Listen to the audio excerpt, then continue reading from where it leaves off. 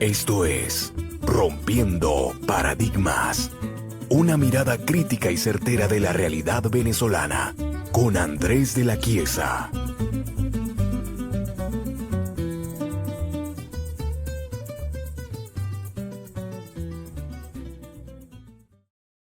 Buenas, bienvenidos amigos a un nuevo capítulo de Rompiendo Paradigmas. Este es el episodio número 12, hace más de 8 meses que no publicaba algo nuevo en este podcast y por supuesto la intención es cambiar esa tendencia. Lo que pasa, lo que ocurre es que, como se habrán dado cuenta, la palabra compartida ha crecido, le hemos prestado muchísima atención al tema de los lives, las entrevistas y quizás sí hemos descuidado un poco los podcasts. La idea, reitero, es volver a algo un poco más organizado, más esquematizado, que les permita a ustedes saber cuándo y de qué manera vamos a ir realizando los estrenos. Lo mismo con el Patreon, que de entrada les digo, es una promesa mía, el actualizar el contenido que ofrecemos en esa plataforma y además hacerlo de una manera original, especial, distinta a lo que tenemos en los otros medios, que bueno, no son de pago, como es lógico. De todos modos, este es un capítulo bastante particular, bastante especial, que necesitaba hacer, que debía y debe hacerse, y que ha surgido a raíz de una situación muy particular también, ¿no? Este es un capítulo dedicado a Ucrania, dedicado a los ucranianos, amigos inflexibles, profundamente leales de aquellos que tenemos años luchando por la libertad de Venezuela, y es un capítulo además que va a tener un tinte muy personal, pero en cierto modo ese es el tono de este podcast. Rompiendo Paradigmas no es la palabra compartida porque no es historiografía, es más bien análisis, opinión, y tomando en cuenta que el creador soy yo, un individuo, una persona con ideas, y considero que con argumentos detrás de esas ideas, es lógico que el tono de lo que voy a decir tenga mucho de personal. Pero recuerden siempre que yo no suelo ser una persona que hable desde la pura emocionalidad, soy bastante racional, y es por circunstancias racionales acompañadas de una responsabilidad que tengo, que siento como venezolano y como persona decente, porque me considero una persona decente, que surge un programa dedicado, como dije ya, a Ucrania y a los ucranianos. Pero permítanme empezar por el principio. Como ya todos deben saber, el día de ayer, en horas de la madrugada, nuestra madrugada americana, Ucrania fue invadida por Rusia.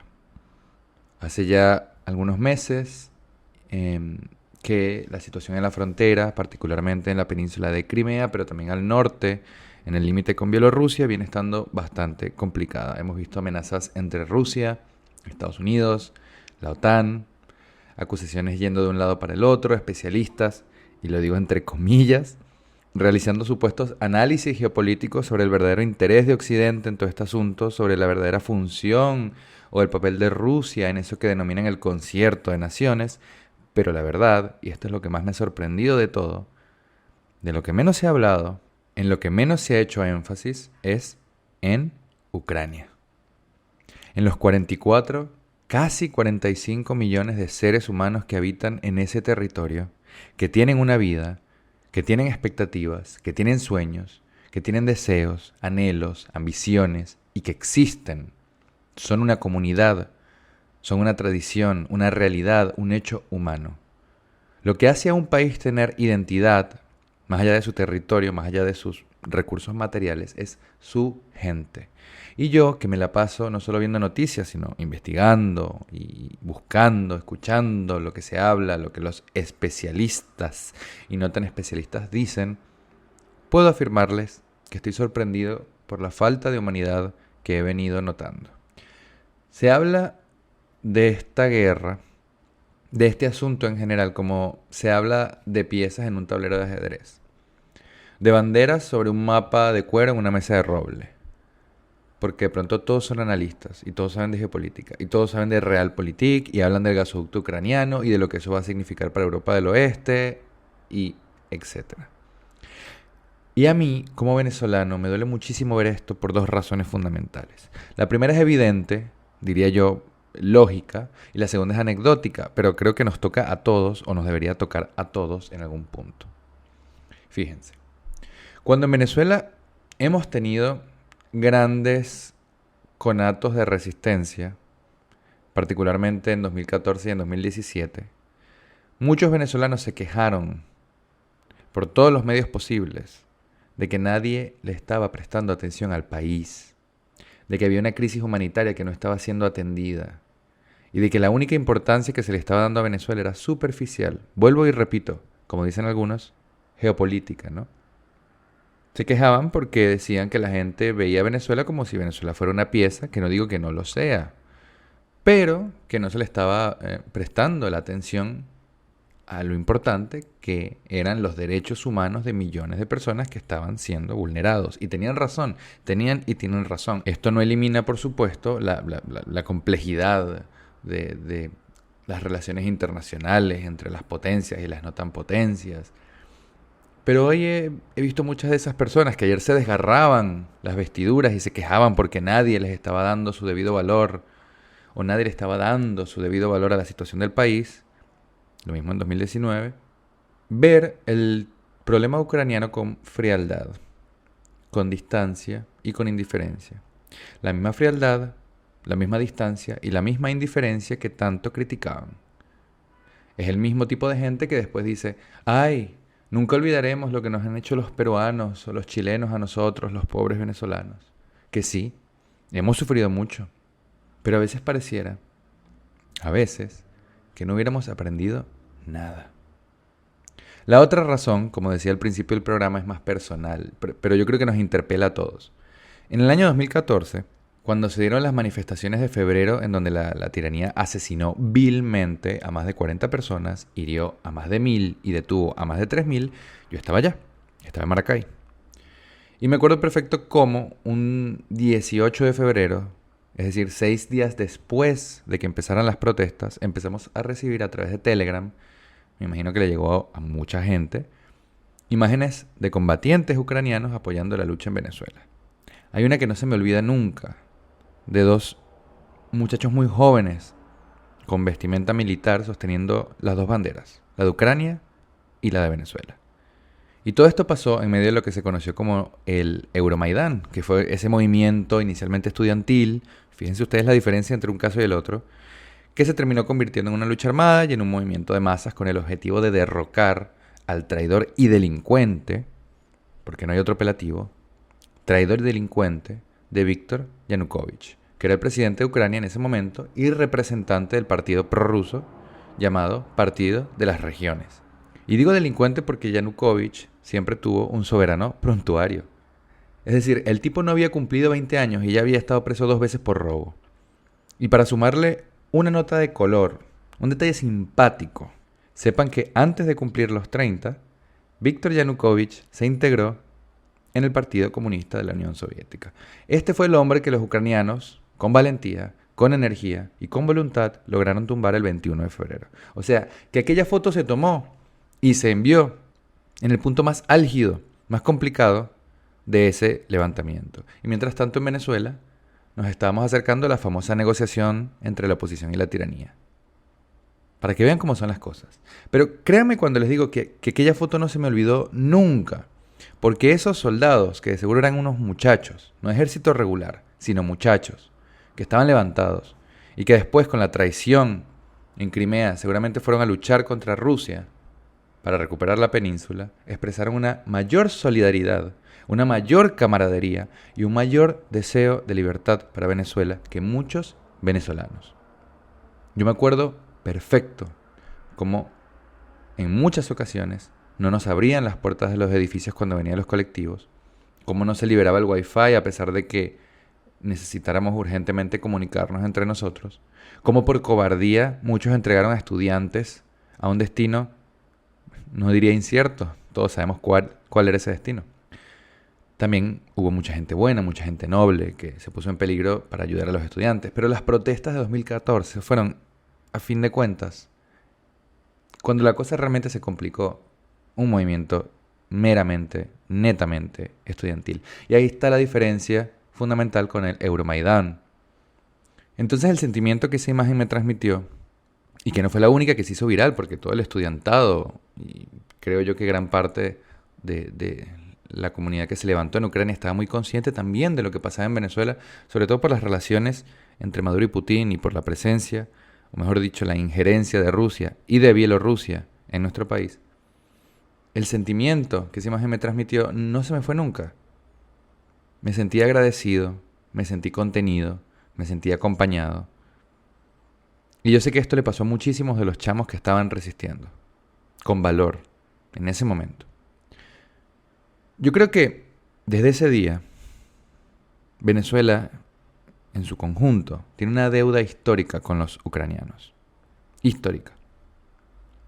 Una responsabilidad de la cual no puede escapar, porque si somos tan económicos para poner el ojo acusador sobre Perú, sobre Colombia, sobre Trinidad y Tobago, cuando vemos actos de poca humanidad, sí, contra nuestro gentilicio, entonces deberíamos también tener la misma economía para defender con todo lo que esté en nuestro poder, en nuestra capacidad, en nuestro alcance, en la medida en que podemos influir sobre los demás, a Ucrania. Debimos hacerlo en ese momento y debemos hacerlo ahora. Todos estos influencers, todos estos comediantes, youtubers con millones de seguidores en distintas plataformas, que yo sé que aman a su país y quieren ver a la tiranía caer, como es el caso de Dross, es decir, de Ángel David Revilla, por ejemplo, tienen una responsabilidad moral ahora, y es la de denunciar a Rusia, defender a Ucrania y contar la verdad. Esto, más allá de un problema geopolítico, es un problema humano, profundamente humano, que está afectando a la vida de millones de personas inocentes y que según los conteos de esta mañana ya ha movilizado a más de 100.000 personas. Después del Euromaidán, que este movimiento que les dije que ocurrió en Ucrania y que terminó con la caída de Yanukovych, Putin y los ucranianos prorrusos aprovecharon la debilidad de Ucrania para anexarse Crimea. Me vienen muchos recuerdos de ese momento porque Putin usó exactamente la misma excusa para invadir que están usando ahora. El supuesto asesinato sistemático, lo llama genocidio, imagínense, de ciudadanos rusos en territorio ucraniano y la nazificación de Ucrania. Imagínense. Rusia es un caso muy particular porque el tema de la lucha contra el nazismo, ellos lo han convertido en una bandera que justifica su existencia, sobre todo mientras fue la Unión Soviética.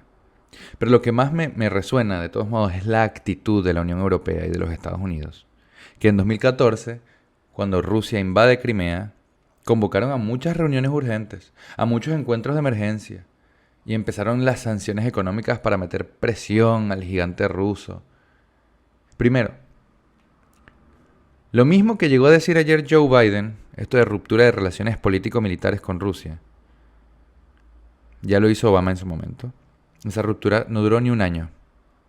Después, lo recuerdo perfectamente, se hizo un requerimiento de parte del G7, es decir, de las 7 grandes potencias occidentales, para que Rusia depusiera las armas y terminara el conflicto. Luego, una resolución de la Cámara de Representantes de los Estados Unidos condenando la invasión. Y lo único que hizo Estados Unidos desde el punto de vista militar fue movilizar un portaavión, unas cuantas docenas de helicópteros y buques de guerra. Algunos cruzaron hacia el Mar Negro y realizaron maniobras, pero no participaron ni defendieron a Ucrania. El 13 de marzo de 2014 Estados Unidos salió a confirmar que Ucrania les había pedido armas y municiones, apoyo de inteligencia, combustible, y Estados Unidos dijo no.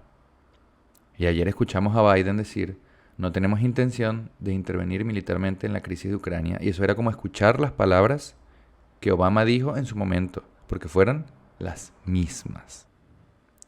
Y ahora tenemos esta situación, que era inevitable porque el juego de Rusia no es únicamente un juego de recursos, como quieren hacer creer muchos analistas del 3 al cuarto. El juego de Rusia es volver a ser un imperio postsoviético bajo las premisas de Alexander Dugin. Bajo las premisas de este supuesto ideólogo que se han consolidado, que se han organizado en torno a una expresión que es la de la cuarta teoría política. Pero resulta que Dugin es un personaje detestable. Y lamentablemente mucha gente en Hispanoamérica y Europa, particularmente de la derecha, pero también de la izquierda, ojo, más radical, adora a Dugin. Porque creen que Rusia es, como él diría, la nueva Roma. Que Rusia es Occidente. Porque la palabra zar viene de César, ¿no? A pesar de que la civilización romana, la griega y la romana, eso no tienen nada que ver con Occidente. Occidente es una civilización nueva. Pero bueno. Porque los rusos son eminentemente cristianos, dicen. ¿Y qué tiene que ver? La mayoría de los países eslavos lo son. En Etiopía, el 90% de la población es cristiana. ¿Y Etiopía es Occidente? No. Ah, no, pero es que Rusia es el baluarte de Occidente. Rusia es la salvación de Occidente porque figura como un elemento de reacción, creen algunos conservadora, ante el progresismo y la decadencia de países como Estados Unidos, Alemania, Francia, España, Inglaterra. Esto no me lo estoy inventando. La gente está de verdad diciendo estas cosas desde hace años. Yo tuve la oportunidad de ver en persona a Alexander Dugin cuando vino a la Argentina en 2019. El tipo habló hasta en la Confederación General del Trabajo, en la sede de la CGT, y le dieron voz en todos lados. El prestigioso filósofo, decían, el gran ideólogo, el pensador y divulgador de una nueva civilización orgánica, terrenal, que sería Rusia, en contra de la civilización sin raíces, que sería el mundo anglosajón. Y en esa medida el mundo hispano y otras cosmovisiones se han ido creyendo el cuento de Dugin, el cuento de la Rusia como bastión y de la Rusia como baluarte de Occidente. En primer lugar, déjenme decirles que más occidental fue la Rus de Kiev, que existió hace más de 1000 años y que es el origen de la cosmovisión eslava y que también es el momento, es el punto en el cual se introduce la cristiandad al mundo eslavo en el siglo X. Más occidental fue la Rus de Kiev que la Rusia actual. ¿Por qué? Porque en el siglo XIII estos territorios que hoy conforman Ucrania, parte de Croacia, de Hungría, de Bielorrusia y obviamente del oeste de Rusia, fueron atacados y dominados por los mongoles. Los mongoles fundaron lo que se conoció entonces como la Edad Tártara, que se tradujo en los Kanatos, el liderazgo del Khan, y con eso pasaron a convertirse en la principal fuerza étnica, política y militar de la región, hasta que 3 siglos después, Iván el Terrible, en la década de 1550, acaba con esta situación y funda el Zarato ruso a partir del Principado de Moscú. Muy poca gente le presta atención a la importancia, además, de esos 300 años de influencia y de sometimiento mongol y cómo eso transformó la mentalidad, las maneras y la forma de ver el mundo de los pueblos eslavos, particularmente el ruso. El zarato ruso, que vivió encerrado en sí mismo, tampoco fue Occidente. Es más, cuando Pedro el Grande, fundador del Imperio Ruso 200 años después, instaura la ciudad de San Petersburgo, lo hace para crear una ventana de Rusia hacia el mundo occidental. Por eso si ustedes van a Rusia y visitan San Petersburgo y luego van a Moscú, la capital, van a sentir que están en 2 países distintos. El imperio tampoco fue Occidente, como no lo fue la Unión Soviética, y claro está, tampoco lo es el Estado ruso. Pero hay gente que minimiza las cosas y piensa que solo porque hay cristiandad es Occidente, que porque son caucásicos es Occidente, que la Unión Soviética fue la que desvirtuó eso, pero antes no era así. Tampoco, mentira. Occidente es una cosmovisión, y para que exista una cosmovisión no basta simplemente con lo religioso y tampoco con lo étnico. Ambos elementos son muy importantes, claro que sí. Pero más importante que lo étnico y lo religioso es lo filosófico, es el pensar, es el espíritu. El espíritu es anterior a la religión, y en la religión el espíritu se organiza y se estructura, pero es anterior. El espíritu de Occidente no es el espíritu del mundo eslavo. Rusia no es Occidente y Ucrania tampoco. Son otra civilización. Pasa lo mismo con China, por ejemplo. Ah, pero Andrés, es que con Rusia sucede que, bueno, reiteramos, la mayoría de la población es cristiana. Sí, es cristiano ortodoxa.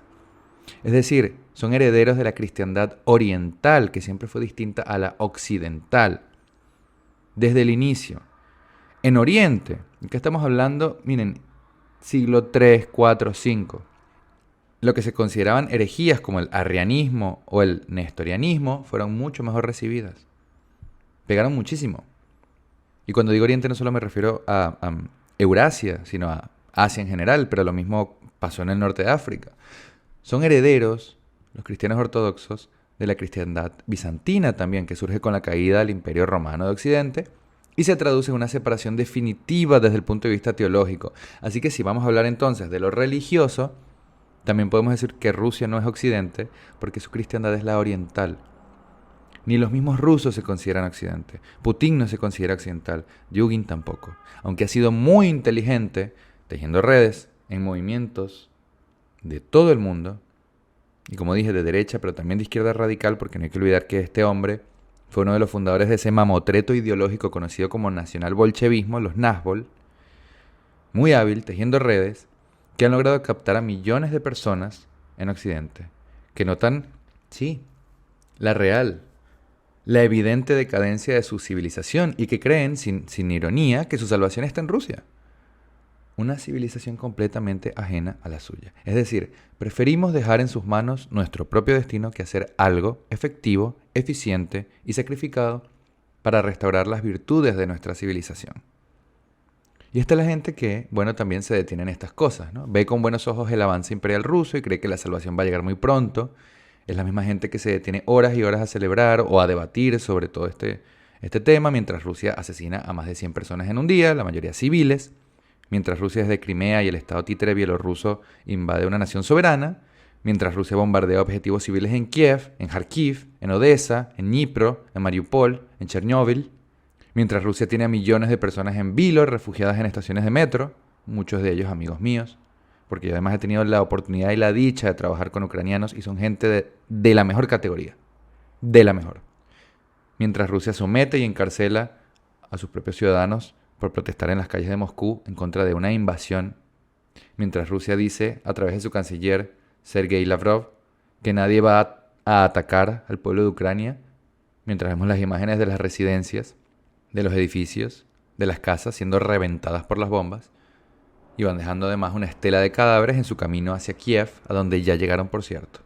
En este momento, a las 11 de la mañana Argentina, 9 de la mañana en el horario del este de América del Norte, siendo 25 de febrero, los rusos están atacando Kiev, la capital de Ucrania. Mientras Occidente mira. Mientras Occidente, que bastante le jaló Ucrania, bastante le jaló mecate Ucrania para conseguir acuerdos comerciales a precio de gallina flaca, mira y no hace nada. Ah, pero hey, la UEFA le quitó la final de la Champions a San Petersburgo. ¡Wow! Mañana se retiran las tropas porque Putin es muy fanático del fútbol. ¿Cómo va a ser? Imágenes de solidaridad con Ucrania se observan en todo el mundo. Mentira. Solo en Europa del Este, en Lituania, en Polonia, en Estonia, en Moldavia, en Rumania salió la gente a manifestarse. ¿Por qué? Porque saben que si cae Ucrania, caen ellos también. Tarde o temprano. No, pero Andrés, pusieron la bandera de Ucrania en el Coliseo Romano y la pusieron en el Parque del Cincuentenario en Bruselas. Ah, ¿y la gente? Ni un alma protestando enfrente de esas muestras de solidaridad, de las embajadas rusas, de sus propios edificios de gobierno exigiendo que se haga algo. Conatos, sí, pequeños grupos de personas con conciencia, con decencia, pero conatos. Es gracioso, es irónico y es triste. Pero Dugin tiene razón en algo. Por esta liviandad, por este individualismo exacerbado, insular, neurótico, que nos hace débiles, que nos separa de la realidad, Occidente va a caer. Como civilización va a caer. No sé cuándo. El gran filósofo alemán Spengler pensaba que iba a ocurrir en el siglo XX y no pasó. Vamos a ver qué nos depara el siglo XXI. Pero de momento nada bueno. A menos que cambiemos. A menos que luchemos. A menos que hagamos en vez de decir tanto. Y para los que tienen el poder de decir, de influir diciendo para que otros hagan, pues hay que hablar. Pero hay que hablar bien, hay que hablar con la verdad. Y hay que hablar de lo que sinceramente importa, que es, repito, el factor humano. 44 millones de personas que en pleno siglo XXI están siendo atacadas, invadidas, desplazadas y asesinadas. Hoy. No en 1939. Hoy.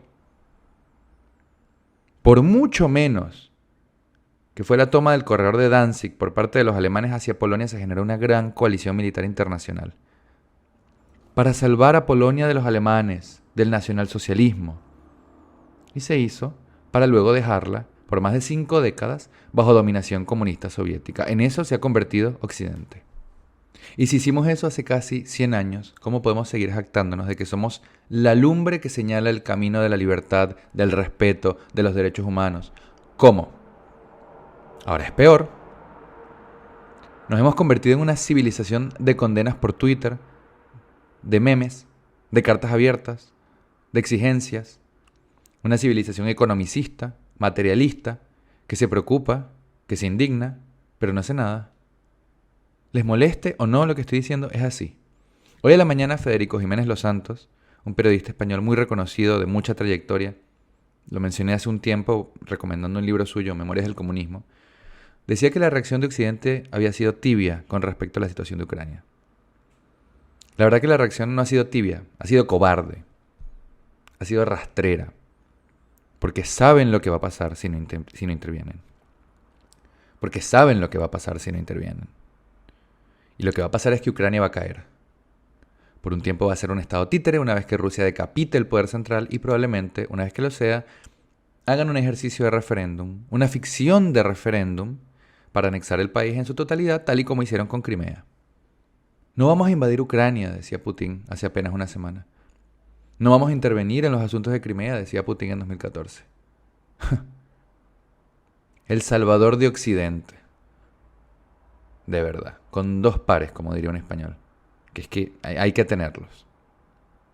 Hay que tenerlos.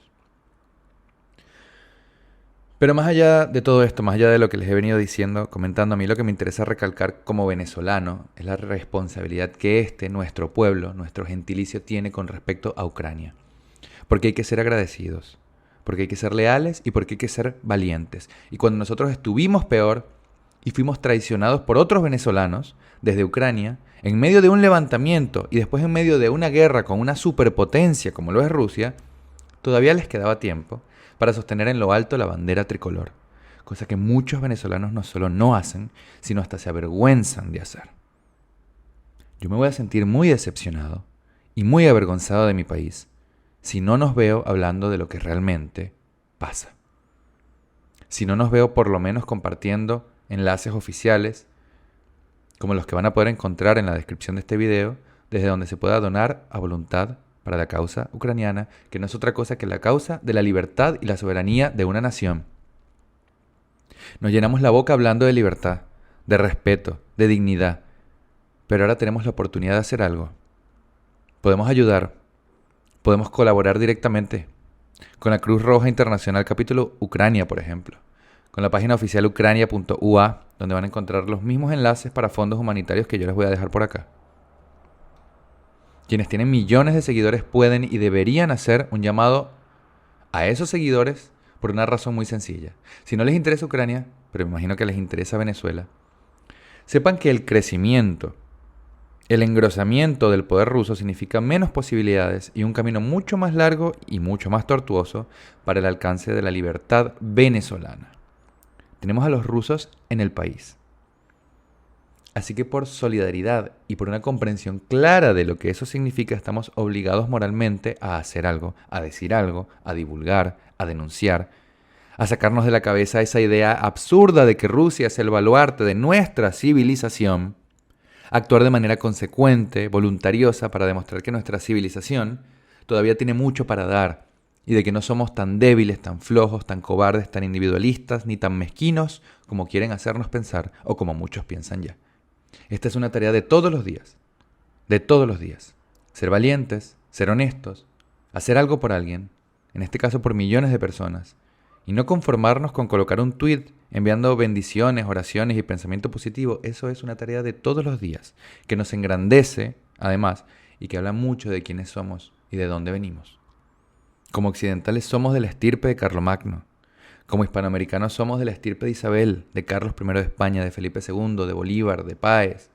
Por nuestras venas corre sangre valiente. Pero lo más importante es lo que hay en nuestro espíritu. Y en nuestro espíritu habita la fuerza de voluntad para hacer, en lugar de solo decir. Reitero, si no están pensando en Ucrania, porque lo ven muy lejano, aunque ellos, siendo nosotros lejanos, nos hayan tenido en sus oraciones siempre, piensen en Venezuela y en lo que esto significa para nosotros, para nuestro destino y para nuestra libertad.